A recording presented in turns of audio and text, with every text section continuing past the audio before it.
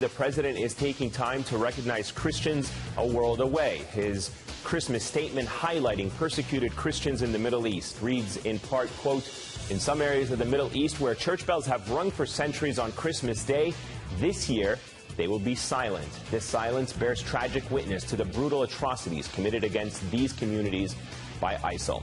We join with people around the world in praying for God's protection for persecuted Christians.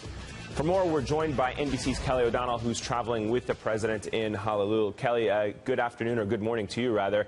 We don't often hear this kind of message from the president besides, obvious world events. What else pushed the president to issue this statement at this time?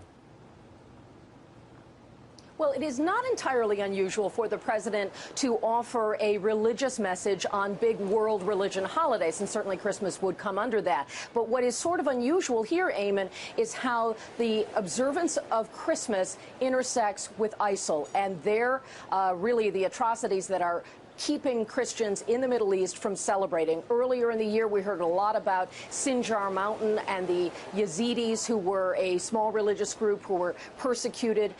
We get that sense that ISIL is trying to silence any other voices that believe in different faiths, and this is an opportunity for the president to give a broad Christmas message and at the same time make a very clear case about foreign policy, and also a reminder really to American Christians who are able to celebrate freely how unique and special that right and obligation and opportunity is if you live in the United States. So not entirely unusual, but what stands out is how a holiday message and a foreign policy message have intersected here. Kelly, I know that the president left Washington last week after a long string of national security-related meetings. It always is on top of his agenda.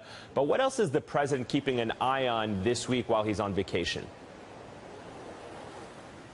Well, as we often say, the vacation is only part of the president's day. He still gets his presidential daily briefing. He's got a team with him here who provide him any instant analysis and connection back to Washington if there are world events that command his attention. So he is briefed on all the things that are going on.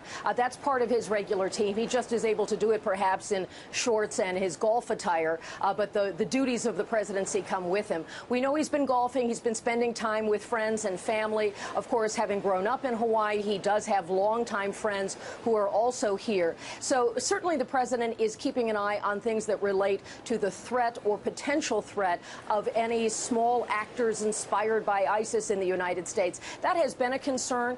They've cautioned everyone to be vigilant, to pay attention, but no specific threats have been identified. But we know that at a time like this, when people are enjoying the holidays, are gathering in big places, that those are times of added concern. So the president's been getting all the briefings that he needs on that, and we don't expect to hear anything publicly from him today. That statement that you read about the holidays and the excerpt that you shared with us is probably the only public event that we'll have from the president, but that will change tomorrow, Eamon, when we know that by tradition the president and the First Lady go to visit troops who are based here in Hawaii, spending some time with them, meeting them more personally, sharing a meal with them, and having some time to thank them for their service. Eamon? All right, and I know it's not all work. I've seen video of the president sinking a 40-foot putt on one of those greens. So, all right, Kelly O'Donnell, I appreciate that. We'll be checking in with you throughout the course of the day as well. Senator Ted Cruz is making political hay out of a retracted Washington Post cartoon.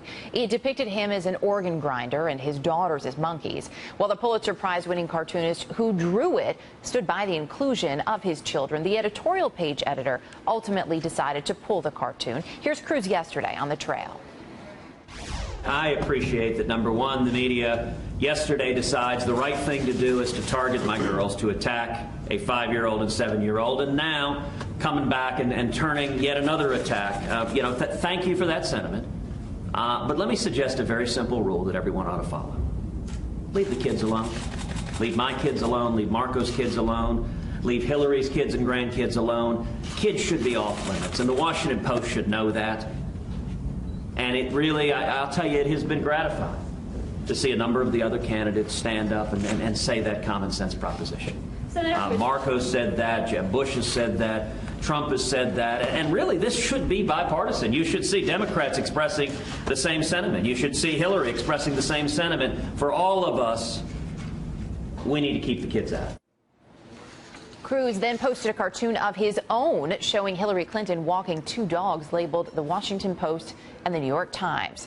Cruz also used that Washington Post cartoon to launch a major fundraising push. NBC News correspondent Hallie Jackson is in Washington this morning with more on that. Hallie, at one point calling it an emergency fundraising push. Yeah, he wanted these emergency donations, as he writes in this email to supporters, because of this cartoon that depicted his little girls, as you just showed, as dancing monkeys, Cruz as an organ grinder. The cartoonist arguing the kids were fair play because they were in a Christmas sort of campaign ad spoofing Christmas stories. It aired on Saturday night on Saturday Night Live. You can see the ad right there on your screen. So as far as the fundraising, an advisor to the campaign and aide to the campaign tells me that they're doing very well, wouldn't put a dollar figure on it. At the same time, you heard a spokesman for Ted Cruz say yesterday that, you know, when the Washington Post airs a cartoon like this, there's no counting how much damage that will do to the Cruz campaign. I'm not sure that's necessarily true. This is, as you said, Erica, a galvanizing issue for a lot of his supporters. It allows Ted Cruz to do two things that benefit him. Number one, attack the media, which is something that he does, which is something his supporters like. And number two, it allows him to go after Hillary Clinton. Look at that cartoon. Look at how he pivoted to sort of putting out an attack against Clinton here, spoofing this editorial that he's now fundraising off of. So it's a bit of a kerfluffle on Christmas week, Erica, but it's certainly something that I don't think will have a long-term impact on the campaign.